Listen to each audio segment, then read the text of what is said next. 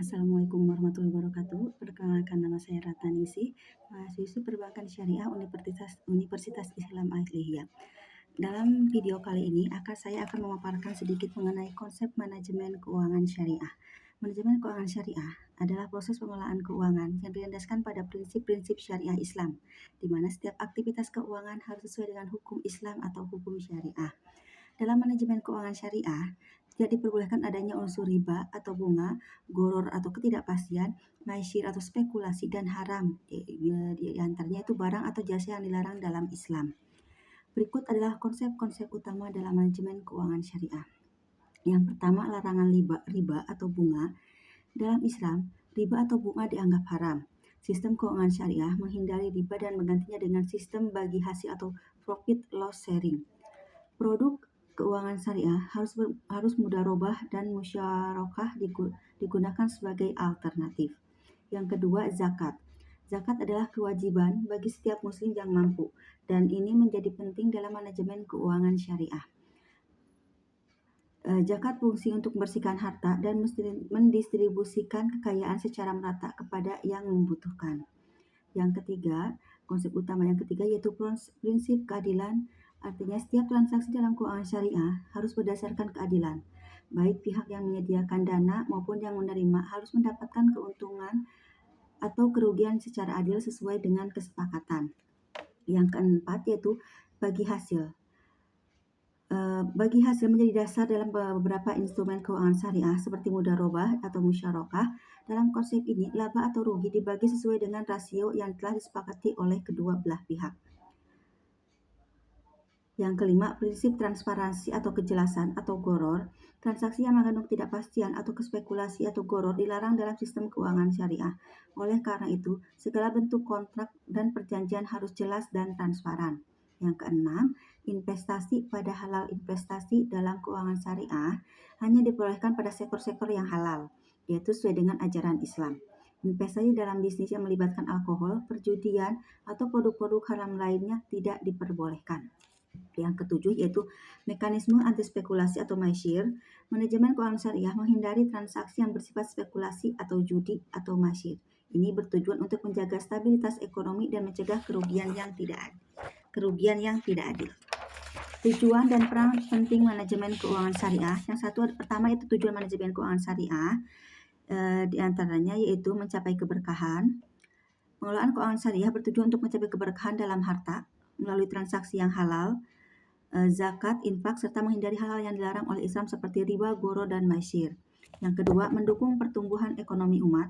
Dengan mendorong investasi dalam sektor-sektor yang halal, keuangan syariah bertujuan untuk mendukung pertumbuhan ekonomi yang stabil dan berkelanjutan, sehingga memberikan manfaat bagi seluruh lapisan masyarakat, terutama yang membutuhkan.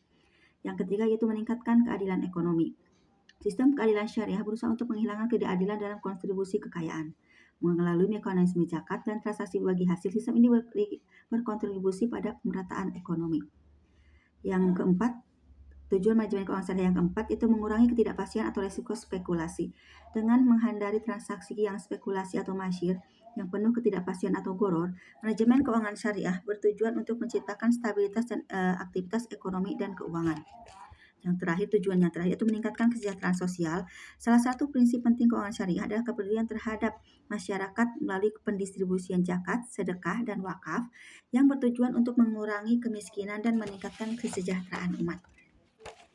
Selanjutnya yaitu peran penting manajemen keuangan syariah.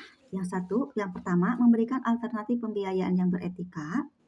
Yang kedua, mendorong pengembangan produk dan jasa keuangan halal. Yang ketiga, penggerakan sektor real. Yang empat, mengurangi ketidaksetaraan ekonomi. Yang kelima, menciptakan stabilitas keuangan global. Ruang lingkup manajemen keuangan syariah. Manajemen keuangan syariah mencakup berbagai aspek pengelolaan keuangan yang sesuai dengan prinsip-prinsip syariah. Ruang lingkup ini melibatkan penerapan aturan dan hukum Islam dalam berbagai sektor keuangan, mulai dari perbankan, investasi, hingga asuransi. Berikut ini ruang lingkup utama manajemen keuangan syariah, yaitu pertama, pengelolaan keuangan pribadi atau personal financing management. Yang kedua itu perbankan syariah atau Islamic banking. Yang ketiga adalah pasar modal syariah atau Islamic capital market. Yang keempat adalah asuransi syariah atau takaful. Yang kelima, manajemen investasi syariah seperti investasi harus halal, skema harus halal, pengelolaan investasi hanya pada sektor yang halal seperti properti, komoditas, dan saham syariah. Manajemen investasi syariah berikutnya itu skema investasi. Skema mudharabah bagi hasil dan musyarakah kerjasama merupakan bentuk investasi utama dalam sistem keuangan syariah berbasis pada kesepakatan bagi hasil bukan bunga. Yang terakhir dari manajemen investasi syariah yaitu pembatasan sektor. Artinya tidak boleh investasi pada sektor yang dilarang dalam Islam seperti industri alkohol, perjudian, dan riba. Maaf sebentar.